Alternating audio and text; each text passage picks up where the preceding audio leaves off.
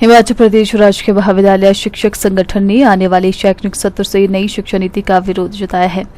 वल्लभ राजकीय महाविद्यालय मंडी में आयोजित पत्रकार वार्ता के दौरान संगठन के पदाधिकारियों ने कहा कि प्रदेश सरकार ने नीति के आवश्यकतानुरूप शिक्षण संस्थाओं के मूलभूत संरचना में परिवर्तन एवं महाविद्यालय के शिक्षकों को विश्वास में लिए बिना ही नई शिक्षा नीति को लागू करने की घोषणा कर दी है, जिसका प्रदेश की शिक्षा व्यवस्था एवं भावी पीढ़ी पर प्रतिकूल प्रभाव पड़ेगा।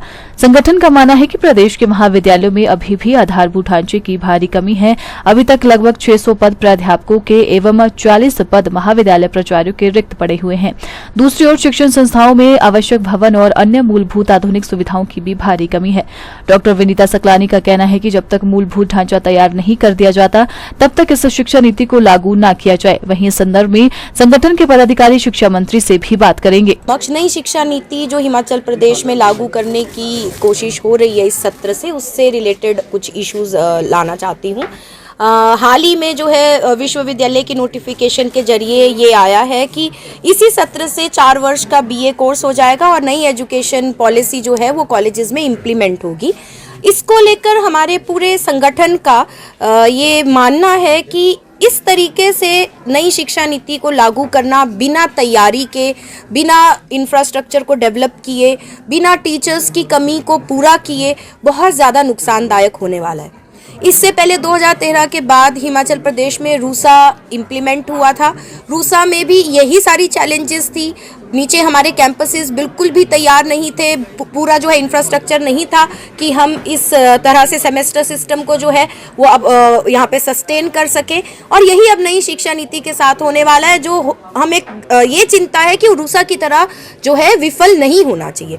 इसलिए हमारा मानना है कि सरकार को इस सत्र से नई शिक्षा नीति के इम्प्लीमेंटेशन को रोकना चाहिए और नए सत्र के लिए पूरी तैयारी जो है वो करके ही, हमारे मूलभूत ढांचे को सुदृढ़ करके, नए भवनों के निर्माण जहां आवश्यक है वो करके, नए टीचर्स की रिक्रूटमेंट करके, उसके साथ ही साथ जो है फंड्स को एलोकेट करके, ताकि नई शिक्षा नीति को सफल तरीके से इम्प्लीमेंट किया जा सके, वो सारी तैयारी वर्ष भर करनी चाहिए और अंत में समीक्षा करके ही नए सत्र से जो है इस नीति को इम्प्लीमेंट करने की जो है वो कोशिश करनी चाहिए। और फिलहाल हमारा यही मानना है कि ऐसे संदर्भ में, ऐसे इतने जल्दबाजी में अगर ये सब होगा तो इससे बहुत ज़्यादा नुकसान हमारी शिक्षा व्यवस्था का होगा। हमारी सेंट्रल कमेटी की बैठक कल ही शाम को 7 बजे जो है वर्चुअल मोड के जरिए हुई है और हम सब एक मुश्त तरीके से इस पक्ष में थे कि जिस तरीके से इस निर्णय को लिया गया है, बिना हम लोगों को, जो हम सबसे बड़े स्टेक होल्डर है, इस पूरी नीति को इम्प्लीमेंट हमारे जरिए ही होना है,